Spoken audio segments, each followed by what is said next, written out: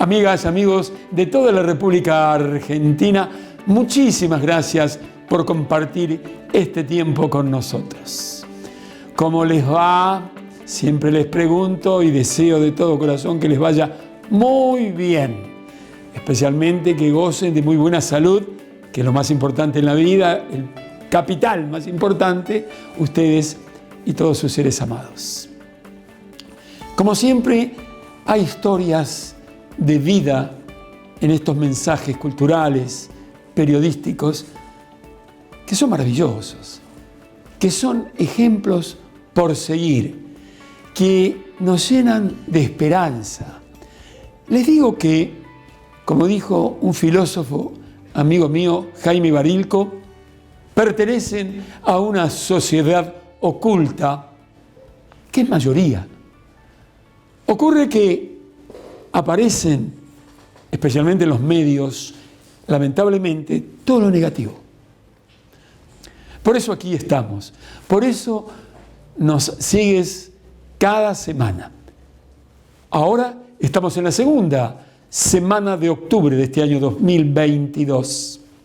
Y como siempre, sabiendo que algunas noticias no son buenas, yo quiero dar las buenas. Y muy buenas para la República Argentina, al margen del River Boca, al margen de las ideas políticas tan fuertes, tan distintas. Está bien tener ideas distintas. Lo que está mal es que no tengamos unidad en las cosas fundamentales de la sociedad. ¿Se entiende? Y entonces, el Banco Mundial, atención con esta información, anuncia para la República Argentina un crecimiento este año del 4,3%. No solo muy superior a la región, sino también a muchísimos países de Europa, del mundo. Esta es una noticia fenomenal que en las discusiones políticas, llenas de fanatismo, no tomamos en cuenta. Pero además, también en el mes de agosto, la industria de mi país, tu país, nuestro país, tuvo un crecimiento interanual del 7,6%. Y estas dos noticias se dan de la mano en realizaciones concretas que tienen que ver con poner máquinas en movimiento y darle trabajo a la gente.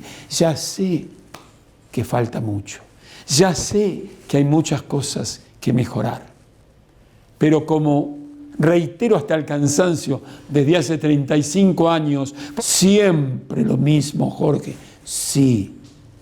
Educación, ciencia, tecnología. Y entonces, cuando la sociedad toda logre esto, ¿qué duda cabe que el crecimiento será extraordinario para beneficio de todos los argentinos?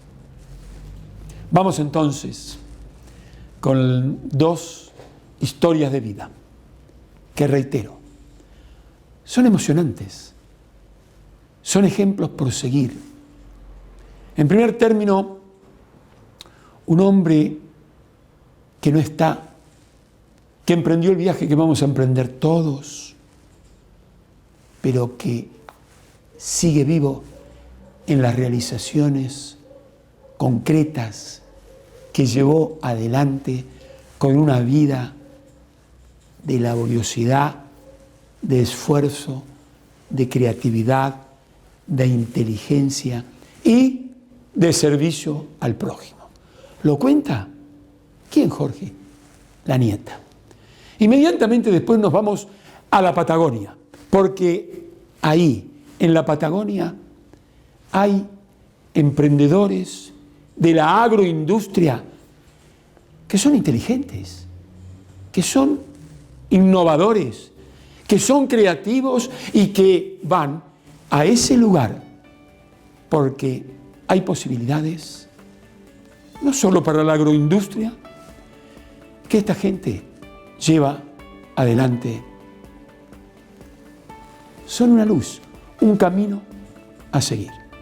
Atención, país.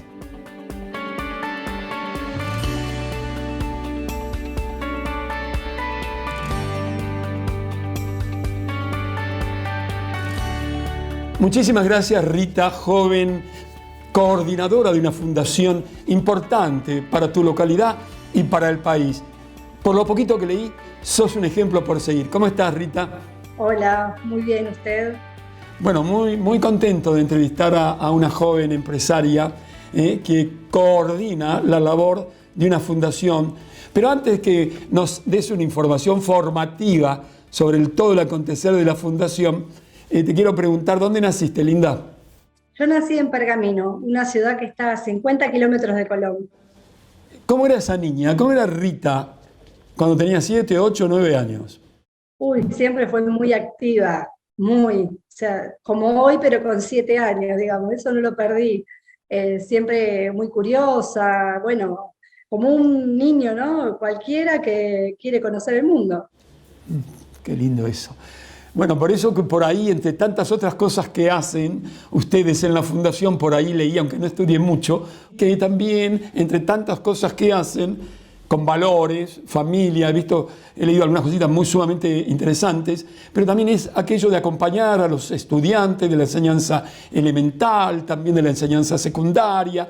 Y entonces te pregunto, a ver si recordás cuál era tu escuela primaria, cómo se llamaba, y a ver si recordás una maestra a la que de alguna manera podamos hacer un homenaje siempre a la docencia, a la maestra, que para mí es una palabra sagrada.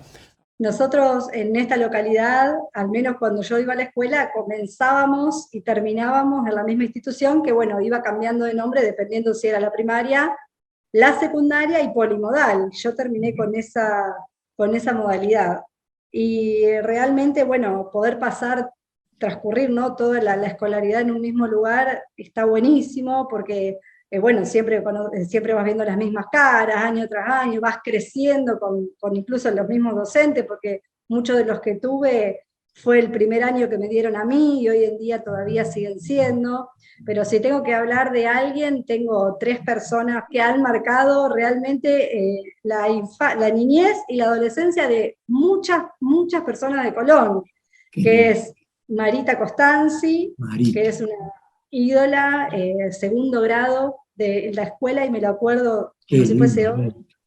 Y después tuve, bueno, 2 docentes sin palabras, Norma y Porota, las maestras de Colón también, que pasaron muchísimo por ahí, y Alicia Vizcaíno, que bueno, impresionante ya de polimodal, lo que saben, son personas que 100% comprometidas con la docencia, esas docentes que trasladaban el amor al aula todo el tiempo, la verdad, mira, me emociono porque han marcado mi vida. Hay muchas más, por supuesto, bueno, Alicia Jordán, un montón de esta profe de inglés, muchísimos. En nuestra localidad tenemos la dicha de que realmente hay muy buenos docentes. Muchísimas gracias, joven Rita. Muchas gracias por acompañar este homenaje que siempre debemos hacer, y tú lo has hecho hasta emocionándote, a esos maestros. Yo digo maestro, es una palabra sagrada. Pero por alguna cosita que me contaste fuera de cámaras, parece que mamá, en especial la que es hoy presidenta de esta empresa, que se llama ¿cómo, mamá? Laura se llama mi mamá. Laura parece que por razones de la vida, ser fundamental en tu educación, en tu acompañamiento, ¿no es así? Totalmente, pero siempre mi crianza fue muy libre, siempre ella me dejó, bueno, obviamente no cuando era muy chica, pero a partir de que uno empieza a entender un poco cómo es la vida, siempre me dejó tomar las decisiones que quise, siempre dejó que yo tomara las riendas de mi vida y equivocarme, me lo permitió, que es tan importante. Así que bueno, llegar hasta acá hoy tiene que ver mucho con eso. Mira vos, está muy bien eso. ¿Y cómo era la relación?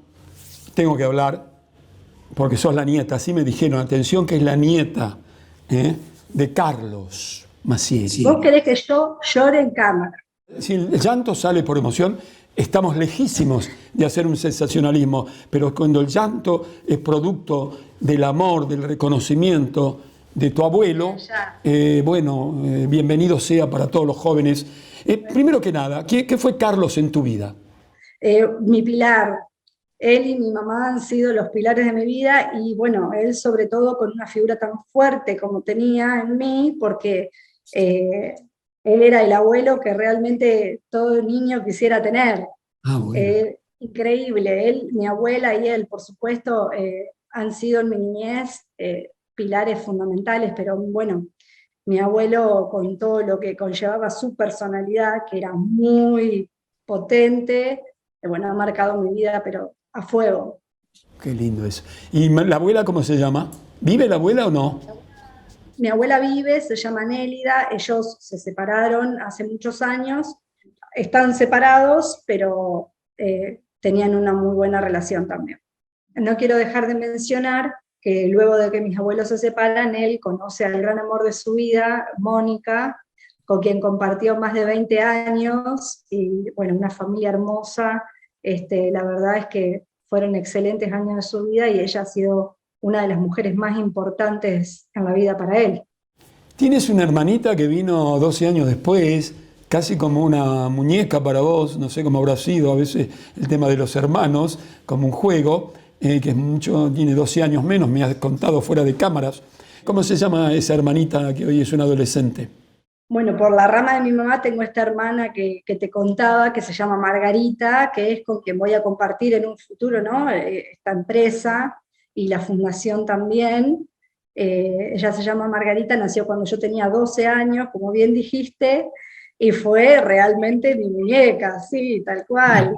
Venía para todos lados conmigo, y la llevaba con mis amigas a pasear, bueno, largas historias para contar, pero sí, la verdad es que fue una bendición su vida, porque como todo el mundo, mi mamá, como todo el mundo quiero decir, tenemos problemas, a mi mamá le costó mucho concebir su segunda hija, y bueno, entonces fue su llegada a este mundo fue una fiesta, realmente. Qué lindo eso.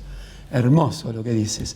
Bien, vamos entonces ahora a ingresar, si me lo permites, con tus conocimientos, la historia de tu abuelo y de la empresa, a ver, para después ir a la fundación. Bueno, la empresa comienza a establecerse en junio del año 67, la lleva adelante mi abuelo. Nosotros hacemos hoy telas, bolsas e hilos de polipropileno, pero en aquel momento todavía no existía el polipropileno y se usaba la famosa arpillera. Entonces, mi abuelo, con una chatita que tenía, recorría los campos de la zona, recolectaba las bolsas de arpillera rotas y en un tallercito que tenía en el garage de su casa, las arreglaba y las revendía. Carlos, qué grande, Carlos. Carlos, perdona que es una irrespetuosidad que te interrumpa, Rita, pero ¿Carlos era argentino? Carlos era argentino, sí. Él era oriundo de Hugues. Hugues es una localidad que está a unos 25 kilómetros de Colón, ya provincia de Santa Fe, pero bueno, cuando él conoce a mi abuela, que era de Colón, en un baile que se hacían en unos campos, acá cercanos a la zona, ellos se conocen ahí, y bueno, se establecen en Colón. Pero así comienza un poco la historia, porque esta empresa la comienza mi abuelo, su padre y el suegro.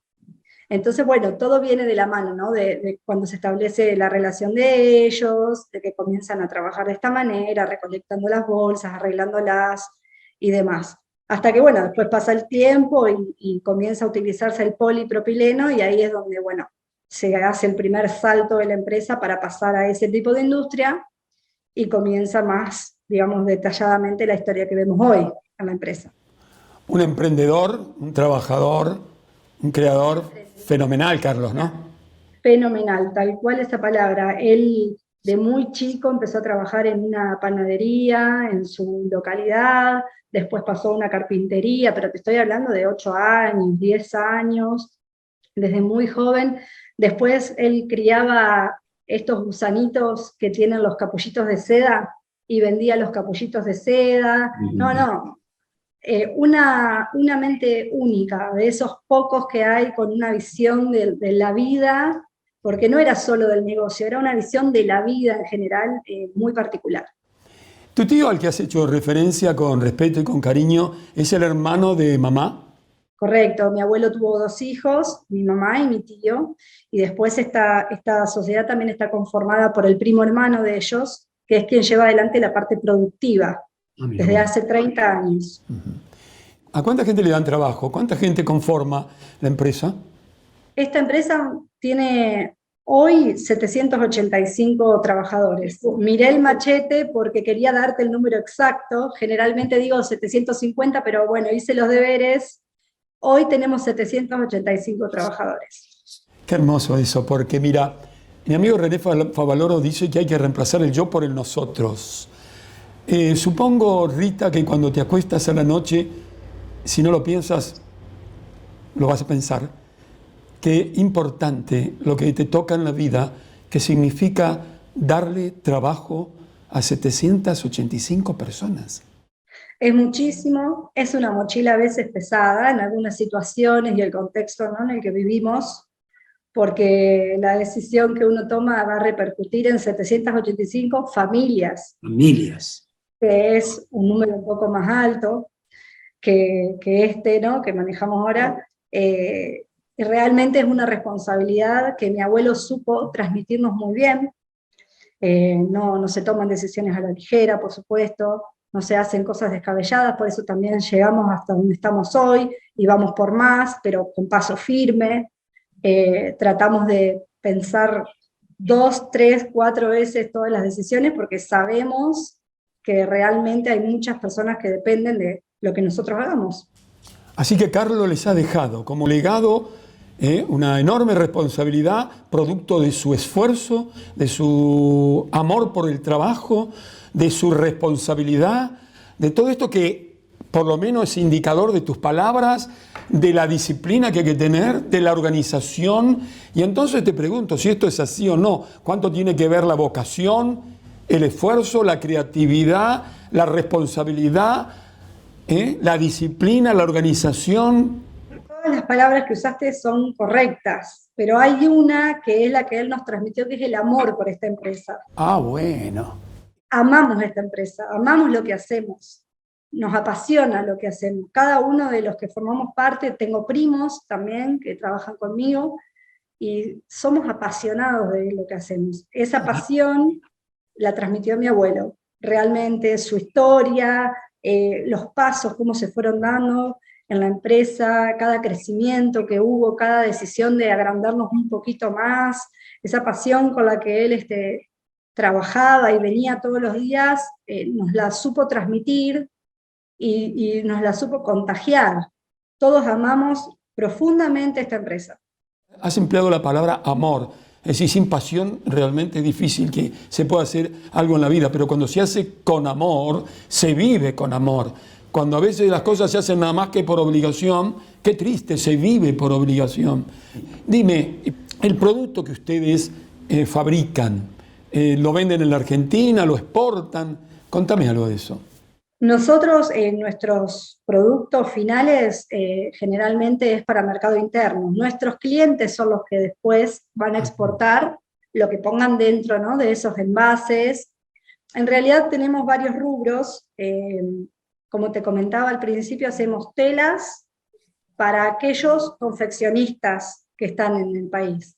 Hacemos hilos para aquellos que también trabajan con el hilo. Y hacemos las bolsas o envases para aquellos que trabajan con envases, ¿no?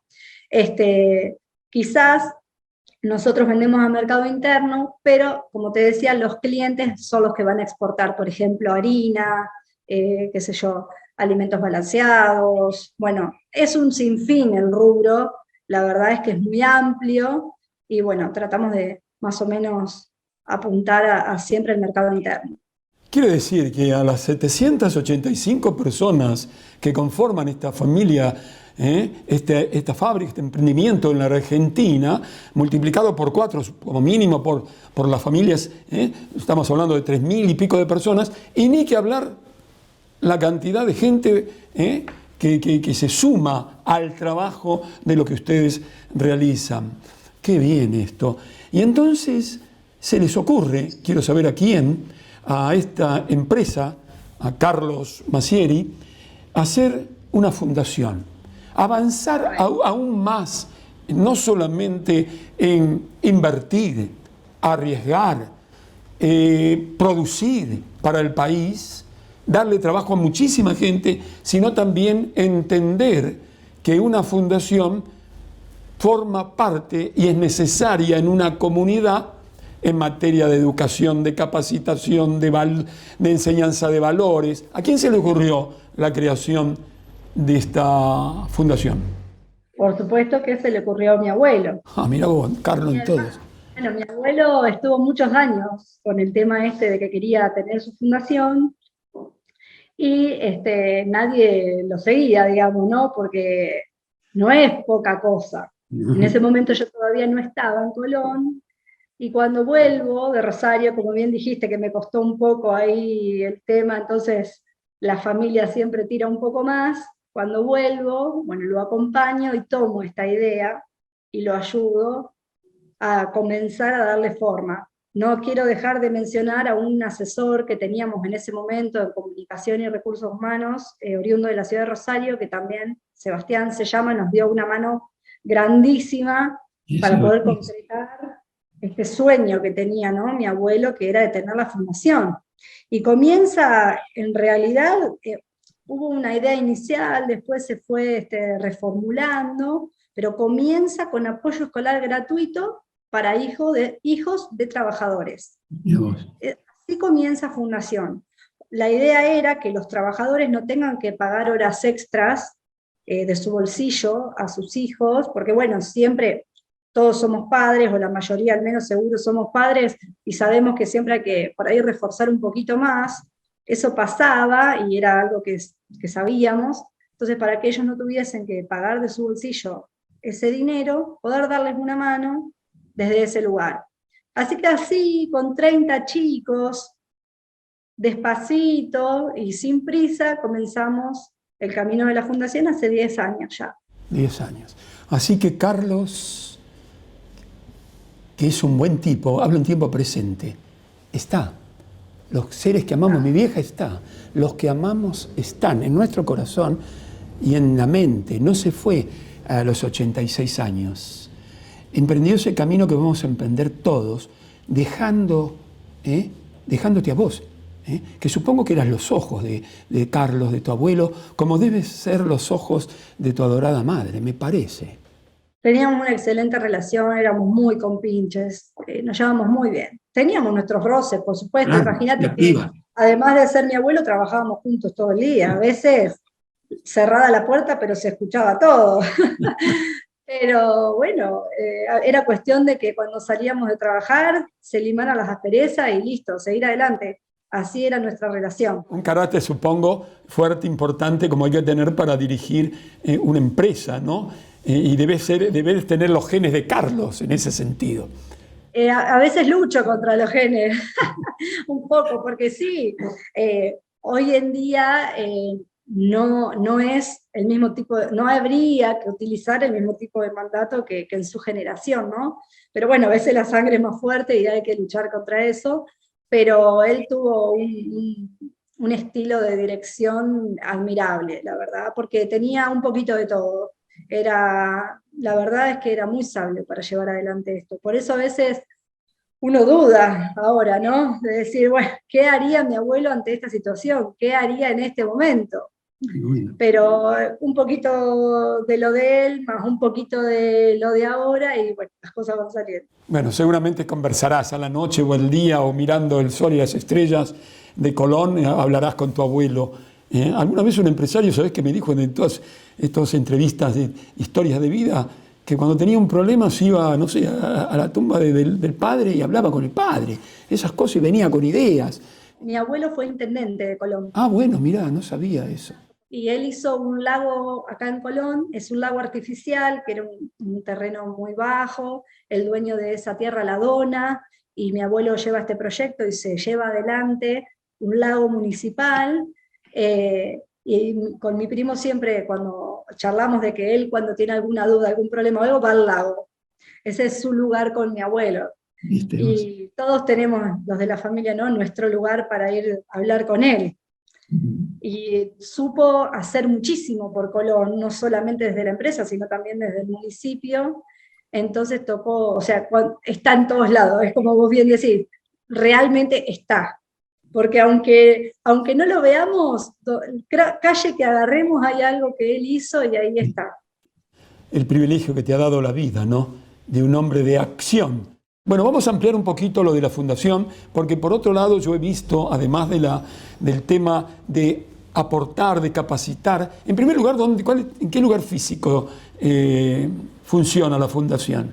Nosotros en el año 2010 nos trasladamos a una empresa que es la que ahora figura en nuestra página web y en nuestras redes sociales, una empresa muy grande. Cuando dejamos las oficinas administrativas de la versión anterior, digamos, de Masieri, la fundación se instala ahí, Claro. en las antiguas oficinas administrativas de Masieri Textil. Estaba mirando, ¿no?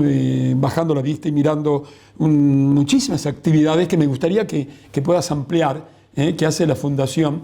Pero hay una, sobre el final, esas charlas informativas, dice acá, que yo le agrego, seguramente son formativas, sobre la autoridad familiar, sobre la problemática que vive la humanidad, como son las adicciones. O sea que hay una composición de trabajo inteligente, apasionado, como dices, estudiado, de la labor donde hay, por supuesto, mucho amor para con el otro, que es lo que cumple la Fundación en tantas cosas. Pero dime vos. Hasta el año 2019 podemos decir que la Fundación siguió una línea solo de educación, pero tuvimos la dicha en el año 2019 de empezar a contar con una persona que es la directora de Fundación, que se llama Laura, y también otra Laura. La otra Laura. Laura tiene un empuje, unas ganas impresionantes, y desde el 2019 hasta hoy puedo decir que se dieron los grandes saltos de la Fundación. A ver. Empezamos a involucrar con salud mental, con estas charlas formativas e informativas que bien decís, empezamos a traer especialistas en el tema. Acá en Colón funciona un grupo que se llama Grupo Prevenir. Estamos trabajando mucho con ellos, tienen muchos referentes que vienen y se acercan hacia Colón, con los que nosotros contamos para dar estas charlas.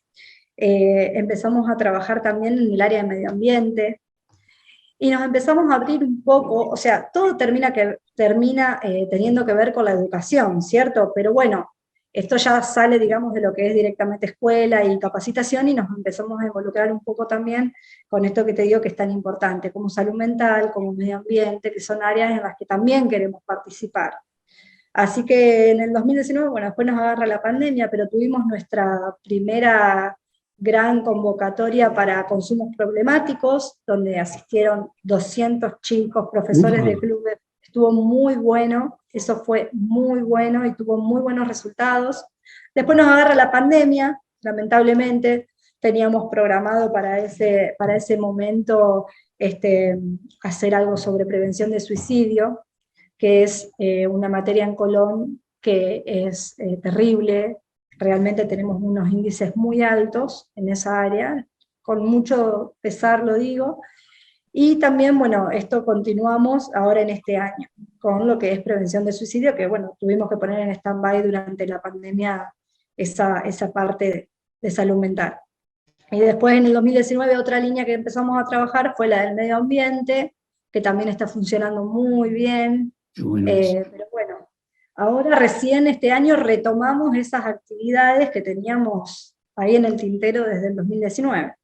Si bien la Fundación comienza como clases de apoyo escolar gratuito para hijos de trabajadores, hoy en la actualidad, después de 10 años, es abierto a toda la localidad de Colón. Los chicos pueden asistir a Fundación sin necesidad de tener algún vínculo con la empresa. Ellos cuentan con los servicios de Fundación de manera gratuita, igual que todas las personas, bueno, que hacen los cursos y los desarrollan. ¿Cuánta gente acompaña a Laura y a vos, Rita? ¿Cuánta gente los acompaña en la Fundación? Hoy en Fundación, mira, tengo acá anotadito todo para pasarte, tenemos 11 docentes de primaria y secundaria, Parece una escuela. tenemos 8 docentes que dan talleres, que no tienen que ver con la escuela, sino que son otro tipo de talleres. Por ejemplo, tenemos el taller de huerta, taller de reciclaje, electricista industrial, después tenemos lenguaje de señas, que también nos quisimos involucrar un poquito en esa área. Bueno, hay un montón, también está de historia, tenemos un taller que es muy bueno sobre técnicas de estudio, que lo da una profesora increíble, que es una también muy grosa. El tema de técnicas de estudio ayuda mucho para aquellos alumnos de secundaria, que por ahí les cuesta un poquito más armar mapas conceptuales, líneas de tiempo. Entonces, bueno, esta profe trabaja con cada uno su, ¿cómo decirte?, la debilidad más grande que tenga, y se enfocan en eso para que el alumno pueda, cuando se va a estudiar, contar con esas herramientas para que les facilite un poco el estudio. ¿Cómo se llama esta última profesora que hiciste referencia? Se llama Kika Sgarbi, y es impresionante lo que sabe. Fue mi profesora de historia, pero fue profesora, no fue profe, no fue senior, ella fue ya de polimodal. Con ella participamos en Olimpiadas de Historia Nacionales. La verdad es que es una apasionada de la historia y la geografía, y me encanta, es divina. Por último, después vas a seguir hablando, pero ¿ustedes tienen ayuda no sé, de la Intendencia, del Gobierno, de la Provincia de Buenos Aires, o se tienen que hacer todo ustedes? La fundación hoy se sustenta 100% de la empresa. No, por ahí cuando vamos a hacer una charla o cuando pedimos colaboración, pero es para casos puntuales. La fundación hoy se sustenta de la empresa 100%. Bueno, qué orgullo. Rita, por algunas cositas que me dijiste fuera de cámaras, pero no te lo iba a preguntar. En el 2020 se fue, pero yo digo que está, Carlos, tu abuelo querido, por el COVID. ¿Cómo ha sido la situación en la empresa con el COVID, en la localidad? Me imagino del dolor no quiero hablar, pero lo que has vivido, pero ¿cómo ha sido eso? Bueno, un día martes a mi abuelo, ya sabíamos que tenía COVID, pero un día martes se complica todo, lo internan en Pergamino, precisamente donde nací, y el día domingo muere. Fue un sacudón. Nadie se imagina lo que pasamos mi familia y yo, porque no nos esperábamos. Mi abuelo siempre fue un roble, así le decíamos, que era un roble, ¿no? Como ese árbol tan potente, que se banca a todas, y nunca nos imaginábamos ese desenlace. Creíamos que realmente se iba a recuperar, pero bueno, Dios lo quiso así. Y un domingo, entonces, ¿qué hacíamos? Era un día domingo, el mundo se para los domingos, más en el interior, ¿viste? En Buenos Aires, por ahí, en el interior el mundo los domingos se para. Entonces, bueno, así, con ese dolor, con esos sentimientos, tomamos la decisión de continuar trabajando el lunes como si mi abuelo viniese acá, y tuvimos el acompañamiento de todos los trabajadores. Realmente tenemos un equipo de primera. Yo siempre digo que la gente que nos acompaña es excelente. Somos unos privilegiados de tener la gente que tenemos, porque supieron entender la situación. Te imaginarás que una persona que viene, que es el fundador de la empresa y viene todos los días, que la gente supiera que no iba a venir más, desestabilizaba un poco. Y aún así, sin saber lo que venía, nos acompañaron, pero una maravilla. Nosotros, mi abuelo dejó algunos proyectos que él ya tenía, digamos, encaminados, nosotros los estamos continuando, y ahí estamos tratando de surfear la ola, ¿viste? Como decimos ahora. Claro. Pero además, ¿cómo fue la situación? Porque una empresa con 785 personas en el momento del COVID, ¿cómo fue? Bueno, nosotros, como hacemos envases para alimentos, que te mencionaba, harina, azúcar, alimentos balanceados, sal, gracias a Dios. Nosotros estuvimos exceptuados y pudimos seguir trabajando. Solamente cerramos 15 días para poner la empresa en condiciones para la pandemia, ¿no? Recordarás que en ese momento era muy difícil conseguir alcohol, era muy difícil conseguir barbijos. Bueno, hasta que organizamos un poco todo eso, estuvimos 15 días cerrados, Y el día 16, bueno, retomamos las actividades y abrimos. No fue fácil, había mucho miedo, muchísimo miedo. Todos estábamos aterrados, no sabíamos lo que iba a pasar, era todo muy incierto. Tuvimos, por supuesto, inconvenientes. El COVID tardó en llegar a Colón unos 3 meses. Esos 3 meses era un caos. No fue, como te digo ya, no fue nada fácil. Pero cuando llega el COVID, lamentablemente, a Colón, ahí comenzamos a tener ausencias muy altas, por supuesto. Ya antes de que llegue a Colón, las ausencias eran altas, porque obviamente toda persona de riesgo, mayores de 60 años, ya no estaban viniendo, y bueno, tuvimos que reorganizarnos también en esa área, pero siempre, como te digo, siempre bien acompañados, más allá del miedo, más allá del suspenso de no saber qué iba a pasar, más allá de todo eso, tuvimos una gran compañía de parte de nuestra gente que estuvo ahí al lado, y entendieron que las decisiones que íbamos tomando, bueno, nos excedían también a nosotros mismos. Imagínate que mi abuelo muere por COVID. Era una situación que era incontrolable, o sea, nos excedía a todos. Bueno, Rita, por ahora te saludo con el corazón y con la mente. Dios permita, Jesús, Moisés, Buda, no sé, o el sol de Colón, podamos vernos y abrazarte. Un saludo afectuoso a tu adorada madre, a tu tío, al que has hecho referencia. Y bueno, lo que quieras decir, que nos hayas dicho, y también te pregunto, ¿qué te ha parecido esta charlita, este diálogo, si te molesté? Y inmediatamente después presento un documental de tu empresa. Primeramente agradecerles este espacio que muchas veces no se nos da al ser del interior, es difícil que nos encuentren o que sepan que existimos, y la verdad que me siento honrada por parte de ustedes de habernos propuesto hacer esta entrevista, dar a conocer lo que hacemos, la fundación, que es tan importante. Algo que no mencioné, ya que me das el lugar para decirte, es que en nuestra fundación funciona un equipo interdisciplinario terapéutico también, y si algún docente ve que hay algún problema en aprendizaje o fonoaudiológico, lo que sea, en el mismo lugar se atienden los chicos, es decir, que se le da tiempo de calidad, se trata cada caso, los chicos tienen un lugar de contención, eso es muy importante hoy en el tiempo en el que vivimos.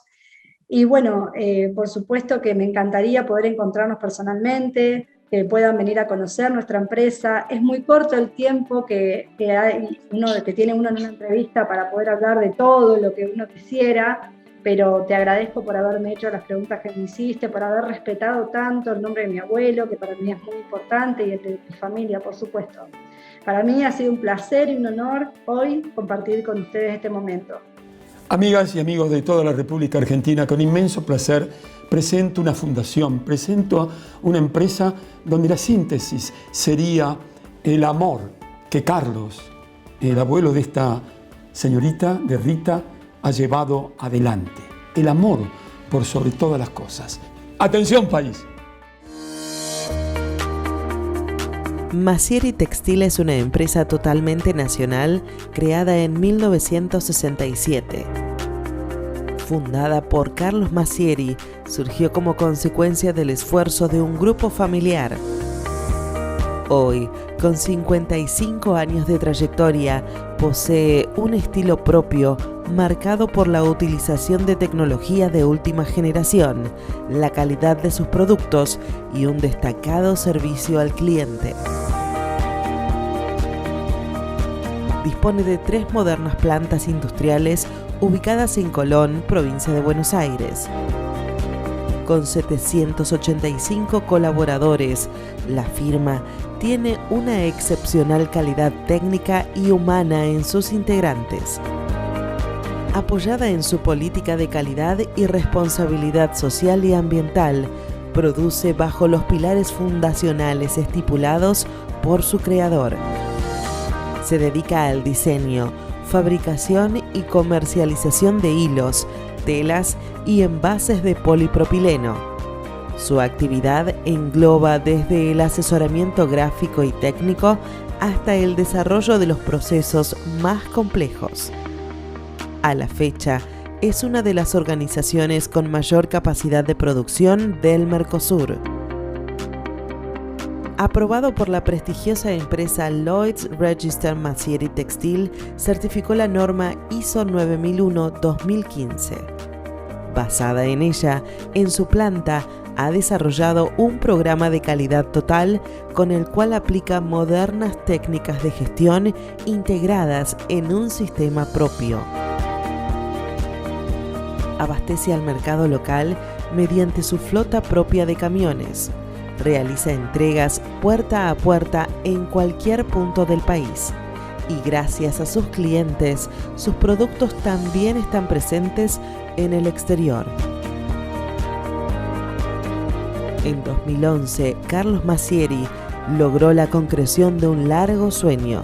En el seno de la empresa y completamente sustentada en ella, nació la Fundación Carlos A. Massieri y Compañía. Ya con más de 10 años de historia, desarrolla acciones tendientes al noble designio de mejorar la calidad de vida de los colonenses. En esa línea, todas las actividades que lleva adelante están abiertas a la comunidad y son gratuitas. Dicta apoyo escolar para alumnos de la formación primaria y secundaria.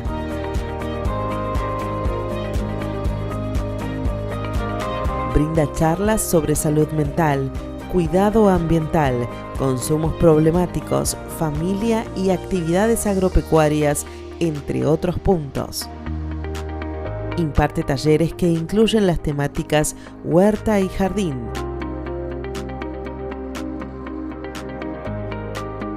Reciclaje. Electricidad industrial. Lenguaje de señas, historia y técnicas de estudio. Cuenta con un equipo interdisciplinario terapéutico que atiende deficiencias de aprendizaje y fonoaudiológicas en los niños. Presta servicios de orientación educativa, psicopedagógica y profesional. Dispone de un proyecto de asistencia de estimulación temprana.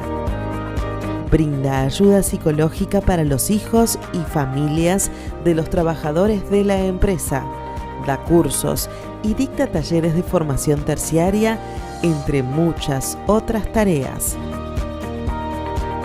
La Fundación Carlos Massieri y Compañía promueve la educación integral y la salud, fomenta la inclusión y la cooperación. Con el propósito de crear un mejor presente y proyectar un futuro próspero para su comunidad, está sustentada en una empresa familiar con una firme convicción y un intenso sentimiento que la guían desde su nacimiento: la pasión por la producción y el amor por su actividad y por nuestro país.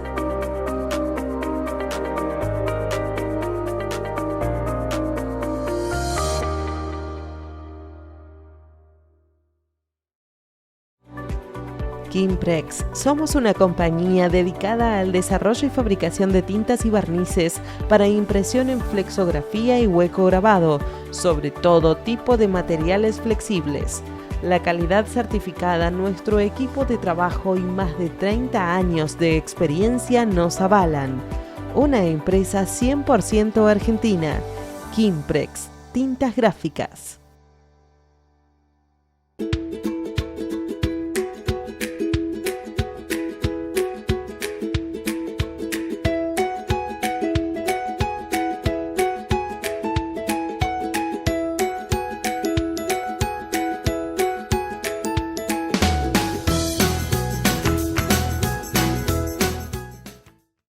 Química Abril, más de una década de vida dedicada al desarrollo y la fabricación de productos químicos industriales, tintas, diluyentes y materias primas para la industria flexográfica. Distribuimos a todo el país. Somos calidad, compromiso y responsabilidad al servicio de nuestros clientes. Química Abril. Fangala. Producimos y comercializamos cajas y complementos de cartón corrugado.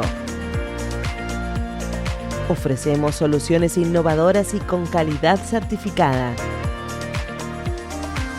Invertimos constantemente en tecnología e infraestructura para cumplir con nuestro compromiso permanente.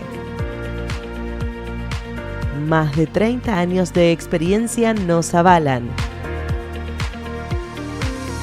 Fangala.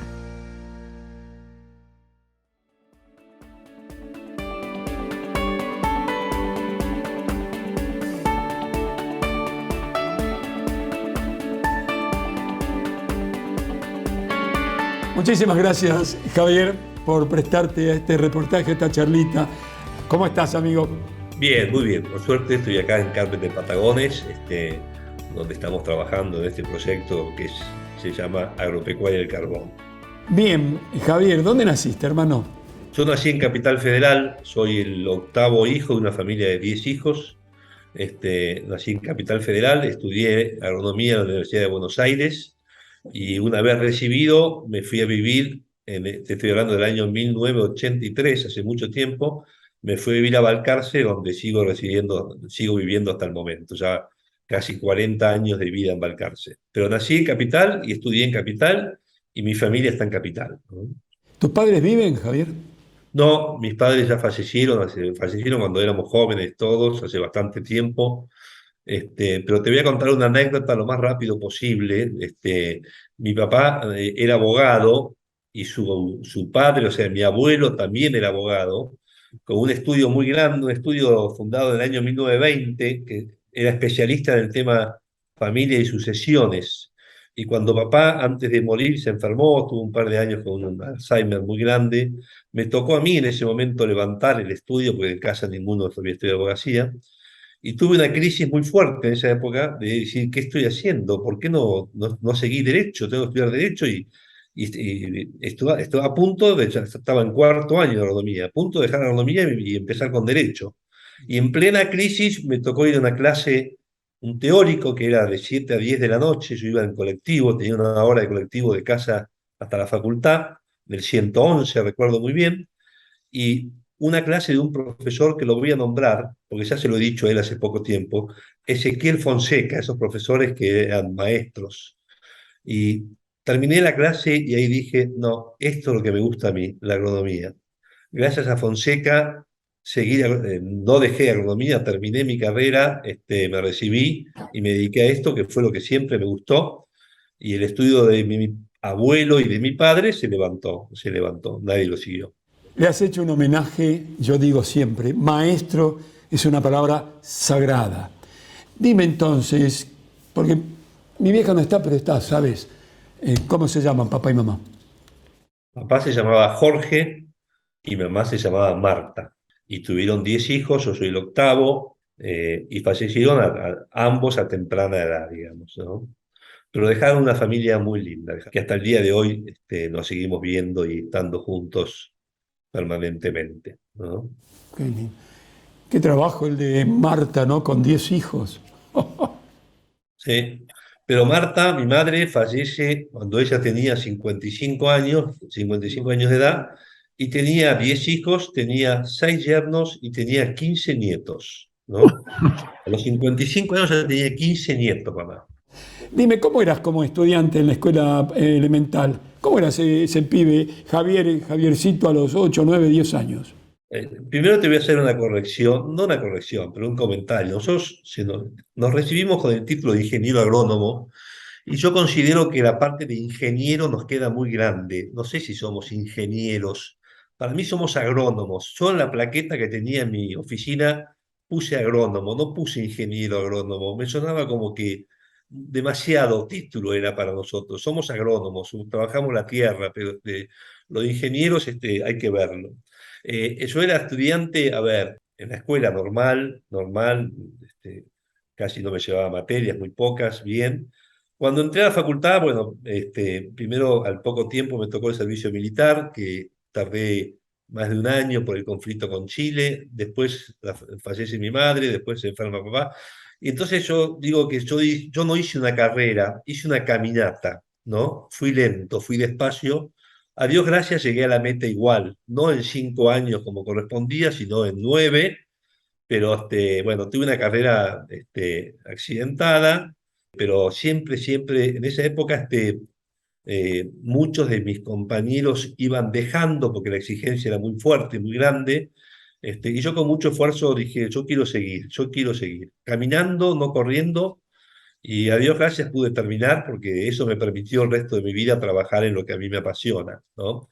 Pese a que la facultad me fue lenta, larga y difícil, fue una etapa brava de la vida, muy brava, rodeada de unas circunstancias no favorables.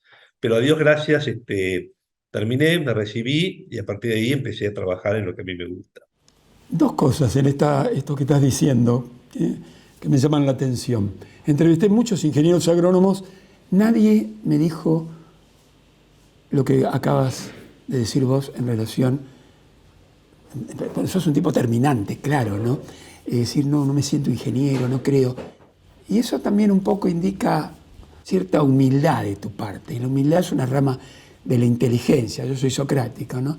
Y yendo a tu crecimiento, Porter, el autor de La ventaja competitiva de las naciones, un librito de 1025 páginas, dice que el crecimiento es producto de la adversidad.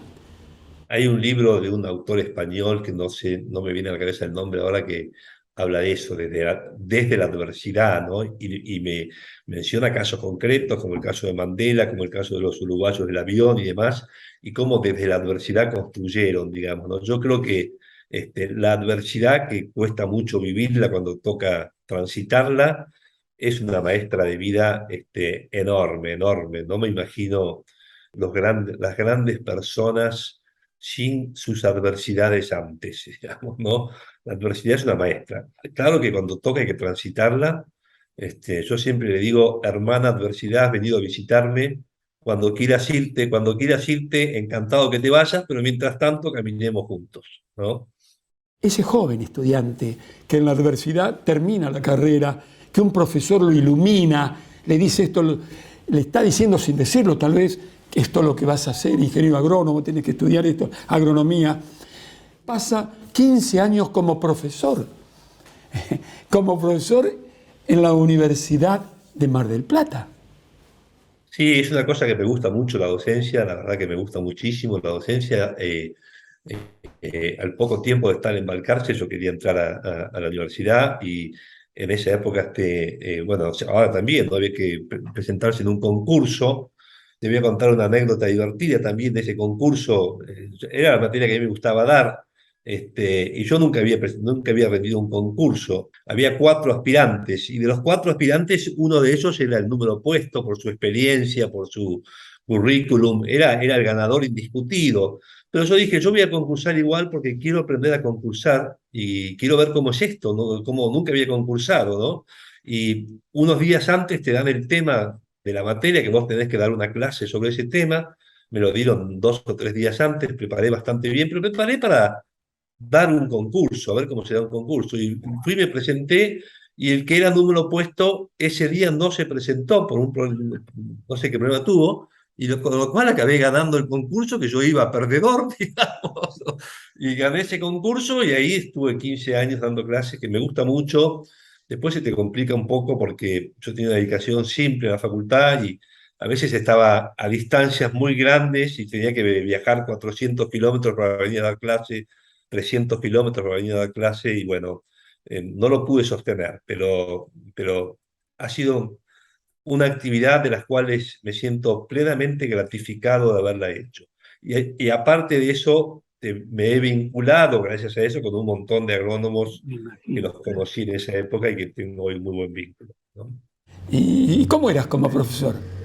Me divertía mucho dar clases, y me divertía mucho, la pasamos muy bien con los chicos, muy bien. Era entretenido para ellos y para mí también. La verdad que fue una etapa, difícil de cumplir porque trabajando no es fácil, pero fue una etapa linda, muy linda. No descarto en un momento poder volver a hacerlo. Y esa tarea te obligaba a estudiar. Hay preguntas, Sí. no todas las preguntas se pueden responder, ¿no? Bueno, yo en Balcarce, después de haber trabajado 5 o 6 años, hice un posgrado en Balcarce que fue muy lindo hacerlo después de haber trabajado, ¿no? Yo siempre digo a los chicos, primero trabajen un poco antes de hacer el posgrado, porque se aprovecha mucho mejor. Así que hice un posgrado en producción vegetal que fue muy lindo también. Eso me enseñó mucho. A ver, contame un poco esta historia de 28 años, 29, con Aliaga. Háblame de tus emprendimientos hasta que llegaste a este tema en la Patagonia con el carbón. Mirá, yo con Rafael, bueno, pero primero se da la coincidencia que cuando vivíamos ambos en Buenos Aires, vivíamos en el mismo Mirá edificio. vos. Aliaga, los Aliaga vivían en el segundo piso, nosotros en el quinto, digamos. Pero bueno, él se recibió, se fue a Pergamino, yo me recibí, me fui a Balcarce. Rafael es un caso, es una avis rara, es muy raro, porque en él se dan cosas que se suelen dar en distintas personas, pero no todas juntas en una. Rafael tiene una capacidad empresarial, intelectual muy superior a la media, muy capaz, enormemente capaz, con una visión impresionante por un lado. Segundo, tiene una capacidad de trabajo infernal, nunca he visto en mi vida a alguien trabajar tanto. Es imposible seguir el ritmo. Rafael trabaja 12 horas por día, 10 o 12 horas por día como algo normal, habitual. Y tercera cualidad, que es rarísimo que se dé todas juntas en una sola persona, es una excelente persona. Es una persona brillante, excelente. La verdad que es un enorme placer haber compartido con él estos años. Y con Rafael, que bueno, él se fue a vivir a Pergamino, yo me fui a vivir a Balcarce, a los años nos contactamos por un amigo en común, y ahí me empieza a pedir que lo ayude sembraba en campos alquilados, en la zona del oeste, y quería empezar a desarrollar el sudeste, y en el 1994 hicimos las primeras siembras, y trabajamos juntos en el grupo de siembras Managro, hasta hace 2 años en que ambos dejamos Managro, y nos estamos dedicando a esto. Empezamos con esto en el año 2009, desde el 2009 estamos con esto, pero siempre trabajamos. Y con Rafael, con quien nos conocemos mucho y apreciamos mucho, creo que somos la persona con la cual más discutimos y nos peleamos, porque tenemos muchas visiones distintas. Hay momentos en que nos bajamos del auto diciendo 100 kilómetros más juntos no te aguantaba. como un matrimonio. Ambos sabemos de la bondad de la otra persona y hasta creemos que nuestras distintas visiones nos enriquecen mutuamente. Qué bueno eso, qué bueno. Hay una palabrita que es la confianza, ¿no? La confianza. Y entonces la confianza entre Rafa y vos, ¿qué tiene que ver? No, bueno, no podríamos hacerlo si no hubiese una total confianza, sería imposible, digamos, ¿no? Sería imposible trabajar juntos si no existiera esa confianza y ese aprecio y estar dispuestos constantemente a Rafael. En distintos momentos de mi vida que he tenido circunstancias difíciles, la persona que más me acompañó y me ayudó ha sido Rafael en muchos casos. Yo tuve que pasar en un momento por una enfermedad complicada de mi ex mujer, y Rafael me dijo: olvídate, Javier, yo me hago cargo de lo tuyo. Hacerse cargo de eso no era fácil, era complejo. A mí me permitió poder estar en 25 días en Buenos Aires sin ir al campo. No lo hubiese podido sin Rafael, no hubiese podido. Mira vos. Bueno, un homenaje a la vida, ¿no? A la amistad. Por eso estas preguntas, ¿no? Bueno, ahora sí, hablemos de las inversiones para poder llegar a lo que están haciendo. ¿Cómo es la historia? Nosotros, hasta antes de ese momento y un tiempo juntos después, sembrábamos en campos alquilados con capitales nuestros y de terceros, básicamente, ¿no? Las siembras, lo que se llama famosos pools de siembra, teníamos claro que es una actividad que no puede captar muchos fondos, porque si yo necesito colocar esos fondos, tengo que hacer cosas que no me interesa hacerlas como socio, digamos, ¿no? Entonces buscamos alternativas distintas para inversores que querían colocar más dinero, que el dinero que se colocaba en siembras, y empezamos a revisar, a dar vueltas. Fuimos a Bolivia, Uruguay, fuimos al norte bastante, y siempre, Rafael, que es un perfeccionista, siempre le encontramos algún pero al lugar o a la inversión, no nos gustaba. Con lo cual, a mí se me ocurrió, porque tenía gente conocida trabajando en la zona del Río Negro, venirnos para el Río Negro, y vi que había un potencial. El Río Negro en ese momento casi no había nada, pero había un potencial interesante. Empezamos a recorrer campos. En una primera instancia recorríamos más continental, campos más cerca de la zona de Chuel, por ahí. Y bueno, también nos costaba conseguir algo que nos pareciera interesante. Casi habíamos abandonado esta zona cuando nos llaman para ofrecernos el campo donde estamos ahora. Lo vino a ver primero Rafael, después vine yo. Indudablemente encontramos que en esta zona había algo distinto por el monte natural. Nosotros estábamos muy cerca del mar, un clima mucho más benigno que el que habíamos estado mirando, y había una vegetación de monte que no se veía en las zonas en que estábamos yendo antes. Cuando vimos ese monte dijimos indudablemente acá hay algo distinto. El monte nos hablaba, vos mirabas el monte y escuchabas el monte y decías, esto es distinto. Y ahí empezamos a estudiarlo y nos interesamos y en el año 2009 fue que compramos este campo. Pero antes, o a la par, mejor dicho, a la par, había un vecino acá que tenía 4 equipos de riego y logramos alquilárselos y empezamos a sembrar en el campo vecino antes de desarrollar esto. Y cuando sembramos en el campo vecino, ahí sí vimos que el potencial que nos imaginábamos en nuestras cabezas lo podíamos demostrar en los cultivos, ¿no? Y cuando vimos que se podía lo que nos imaginábamos, comenzamos a desarrollar el campo. Los primeros lotes de acá se sembraron en el año 2011, pero habíamos verificado antes que lo que estábamos pensando era realidad, se podía hacer. ¿Y la tecnología que se emplea? Háblanos un poquito de eso. Nosotros estamos en una zona que es una zona semidesértica, donde la actividad es 100% ganadera o algunos cultivos en secano o de trigo, pero bueno, en el cual casi no hay agricultura. Nosotros venimos a trabajar en siembra directa porque son suelos muy susceptibles, muy erosionables. Entonces vinimos con un sistema de siembra directa. No, en esta zona no existía ninguna maquinaria de siembra directa, tuvimos que traerlas de afuera. Y siempre apuntamos a un riego por pivot, un riego por aspersión. Lo que hay de riego en esta zona son todos riegos por mantos. Nosotros no estábamos de acuerdo, no nos gustaba el riego por manto, por muchas razones, y con pivots y con agricultura en siembra directa, vimos que el potencial de la zona, a ver, te voy a definir, esta zona tiene en los meses de verano muy alta radiación y tiene mucha amplitud térmica, hace calor de día y frío de noche. Eso era lo que nosotros queríamos, digamos. Los factores que analizamos eran superiores a los de Balcarce y Pergamino, por ejemplo. Entonces nos animamos y sí, indudablemente confiamos en que con tecnología íbamos a poder desarrollar. Y no nos equivocamos, sin duda, ¿no? ¿Qué piensa realmente y qué piensa Rafael en relación a las inversiones que Argentina debiera hacer en la Patagonia con este tema? Nosotros tenemos un río como el Río Negro. No sé si vos veo que sos un gran lector, si llegaste a leer el Facundo de Domingo Faustino Sarmiento, una de las obras más lindas que hay en nuestra literatura.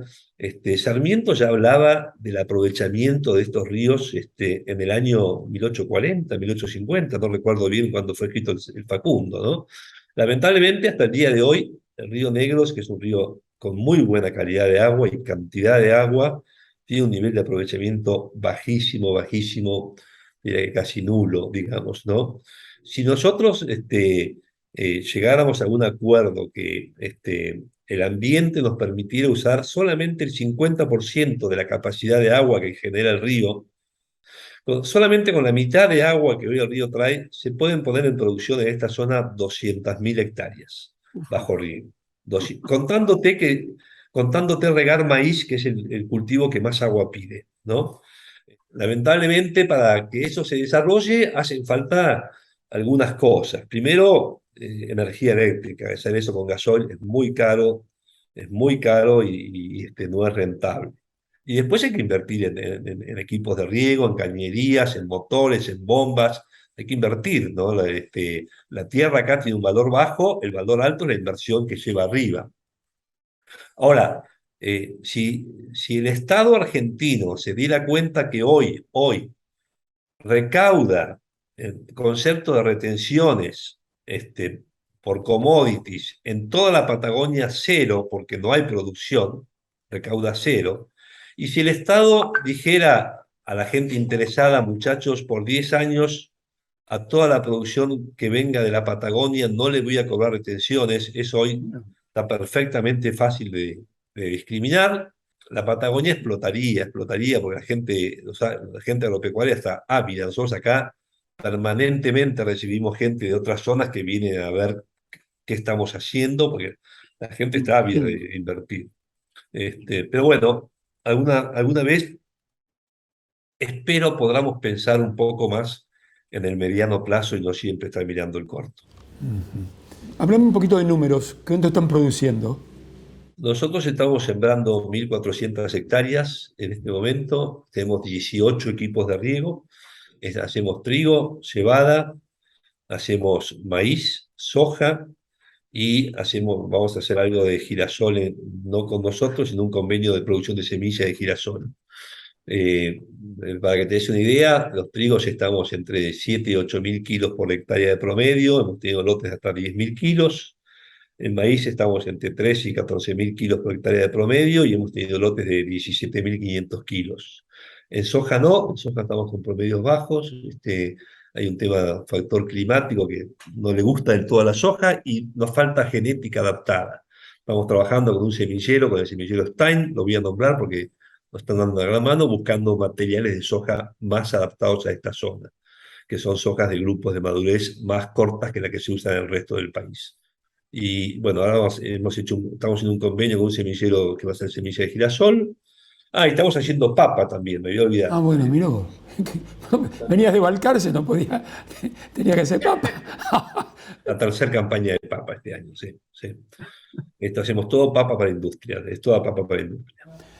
A una persona hiperactiva, como seguramente sos vos y Rafa, pero en tu caso personal, algo de fuera de cámara me has dicho que tienes hoy una compañera que tiene que acompañar y sostener a un tipo como vos, Javier. Sí, bueno, a Dios gracias, tengo la suerte de tener a alguien que me acompañe y me sostenga, sin duda. Sí, tengo esa gracia. ¿Cómo se llama ese amor que tienes hoy? María. María. Ella está en Balcarce, es maestra de escuelas rurales, da clases en escuelas rurales, y es profesora de yoga, las dos cosas. Qué bueno eso, maestra de escuelas rurales, docente. Bueno, yo por ahora, Javier, te saludo con el corazón y con la mente. Por favor, di aquellas cosas que este periodista no supo preguntarte o no te preguntó, que falta, seguramente mucho, e inmediatamente después, con tu anuencia, vamos a presentar un documental de tu emprendimiento. Te voy a hacer un comentario antes de fuera de cámara. Vos hablaste mucho de René Favaloro, ¿no? Bueno, todos sabemos que era un gran médico, pero lo que pocos saben de René es que era un gran agrónomo también sin haber estudiado agronomía. Yo he leído bastante los libros de Favaloro, y René, donde estuviera viviendo, sea donde estuviera, siempre tenía su huerta, sus plantitas. Si no tenía tierra, como tuvo en La Pampa, en Estados Unidos, hacía su huerta en macetas en el pequeño balcón que tenía. Pero René siempre fue agrónomo, no recibido, digamos, ¿no? Tenía una tremenda pasión por generarse sus alimentos con su propia huerta. Eso me gustó mucho de él, bueno, más allá de sus méritos, digamos, ¿no? Pero yo siempre digo que René fue un gran médico y un gran agrónomo también. Claro, él tenía una abuela a la que hacía referencia, que era analfabeta, y él decía que era sabia, que le había enseñado a amar hasta una rama seca. Tenía esas cosas. Amigas y amigos de toda la República Argentina, les presento con muchísimo placer un agrónomo, 15 años profesor, que con su amigo y socio Rafa, como le dice Rafael, están en un emprendimiento importante, no solamente para la empresa de ellos, sino que es un modelo por seguir en la Argentina. Están en la Patagonia. Atención, país. Hace más de una década, 5 socios de gran experiencia en el sector agropecuario adquirieron campos norpatagónicos, buscando nuevos horizontes productivos. Así nació la firma agropecuaria El Carbón. A 15 kilómetros de Carmen de Patagones, provincia de Buenos Aires, la compañía produce de manera eficaz bajo riego.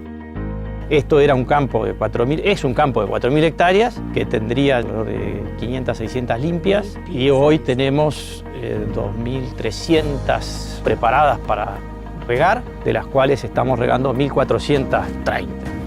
En un ambiente con gran potencial, los encargados de su conducción apuestan al futuro mediante el agregado de valor en origen. Debido a sus suelos con bajo porcentaje de materia orgánica y susceptibles a la erosión eólica, y por contar con escasas precipitaciones, el campo adoptó el sistema de siembra directa. Y también trabaja con cultivos de servicio. Así, busca mantener el suelo verde e incrementar su productividad. Sus hectáreas son netamente agrícolas. El Carbón produce principalmente trigo, maíz y cebada, y en su rotación incluyen soja y girasol. Además, incursionó en el cultivo de papa. En términos de trigo, el rinde promedio del campo supera los 8.000 kilos, con algunos lotes que alcanzan los 9.000 y los 10.000. Estas cifras representan un hito histórico, logrado en suelos nuevos y con poca información agronómica. Además, las cualidades de la zona, muy buena radiación y amplitud térmica, permiten que el maíz tenga un alto potencial, con un promedio de 15 toneladas por hectárea y lotes de 17 toneladas y media. El establecimiento reinvierte de forma constante sus recursos para contrarrestar las bajas precipitaciones de una región semidesértica. Se volcó hacia el aprovechamiento de la tecnología. Sacamos el agua del Río Negro, que es un río que a 50 kilómetros se saliniza. Es el río más largo que nace y muere en la Argentina. Son 800 metros cúbicos por segundo, viene de la cordillera, las lluvias allá de la cordillera terminan acá y antes que terminen nosotros sacamos algo y lo subimos. Nosotros estamos en la meseta, así que subimos 40 metros el agua y la llevamos presurizada a todo el campo. En la actualidad riega unas 1.430 hectáreas por medio de pivotes. El Carbón cuenta con 18 pivotes fijos que pueden ser controlados de manera remota. Toda la operación se lleva a cabo por medio de computadoras o celulares. Así, logra un completo monitoreo de su tarea de riego.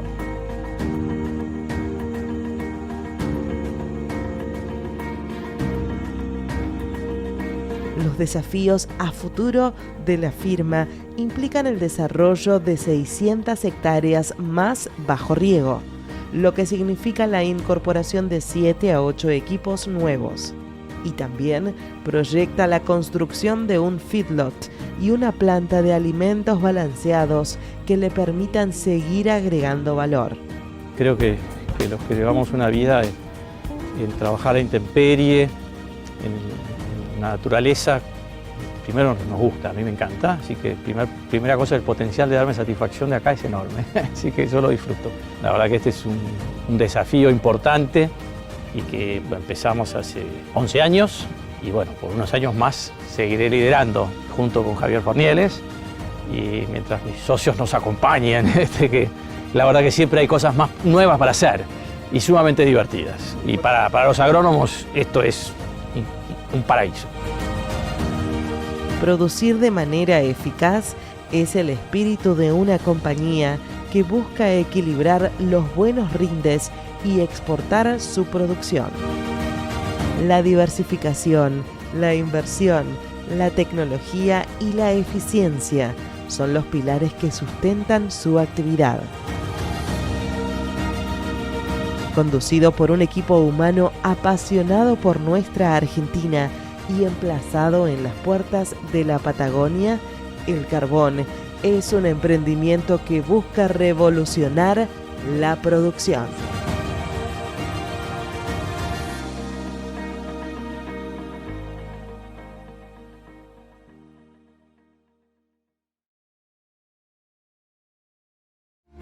Laboratorio de Suelos Fertilab, tecnología de última generación y un experimentado equipo multidisciplinario de ingenieros agrónomos y químicos dedicados al análisis de suelos, plantas, aguas y fertilizantes.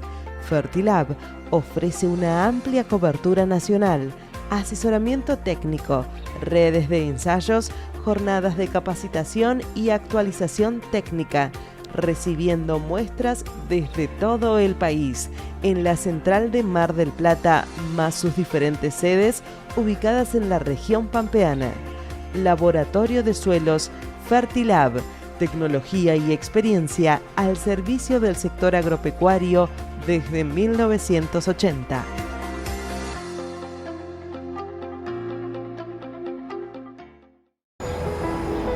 Hay un lugar en el mundo donde la tierra es fértil y la siembra es promesa de cosecha. Lo sabemos, sentimos por esta tierra lo mismo que vos. Y esa es la semilla que nos hace grandes. Pioneer, hecho para crecer. Y cuando termina la jornada, te das cuenta que diste mucho más de lo que pensabas. Por eso necesitas semillas tan rendidoras como vos, con genética de avanzada para que tu campo y vos nunca paren de crecer. Nidera Semillas, hacemos crecer lo mejor de nuestra tierra. Te presentamos Coto Digital, una forma rápida y fácil para que compres lo que necesites desde la comodidad de tu hogar. Te invitamos a que visites nuestra página www.cotodigital.com.ar. Cuidar el agua nos asegura el futuro. Es un mensaje de la Federación Nacional de Trabajadores de Obras Sanitarias, FENTOS.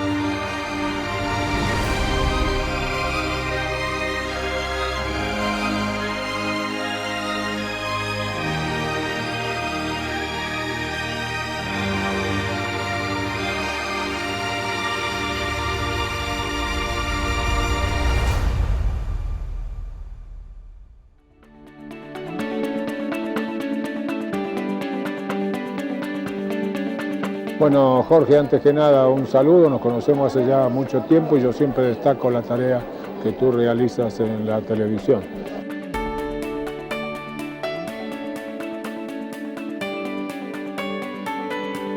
Amigas, amigos, muchísimas gracias por haber compartido este tiempo con nosotros.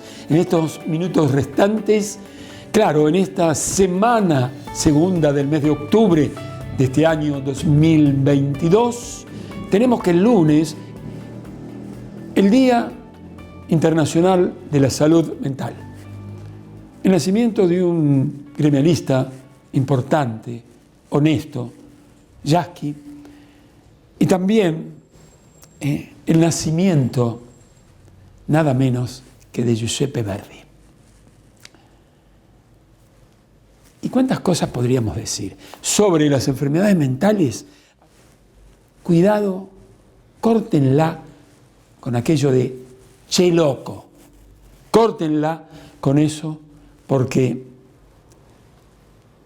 si hay una enfermedad que te deja solo, la mayoría de las veces sin familia, sin amigos, sin juventudes idealistas, sin políticos, quedás muy solo. Eso tiene que ver, esa enfermedad, con la pérdida de las facultades mentales. Está en debate en el Congreso de la Nación la ley de la salud mental. Es para mucho más, pero me alcanza con que la terminemos con este loco, che loco. Me alcanza si avanzamos algo en el respeto por el ser humano enfermo. Atención. Ahora sí, dirigentes, luchadores, hacen falta, como Jackie. En alguna oportunidad le voy a hacer un reportaje.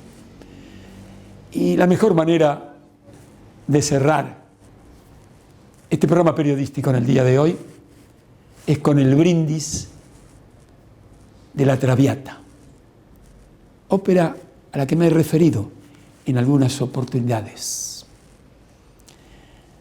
También a la vida de este gran autor de la música, no italiana, de la música para el mundo. Y siempre es oportuno brindar por la vida. Y si lo hacemos con esta música de fondo, todo será maravilloso. Salud y hasta la semana que viene, si Dios quiere. Chao.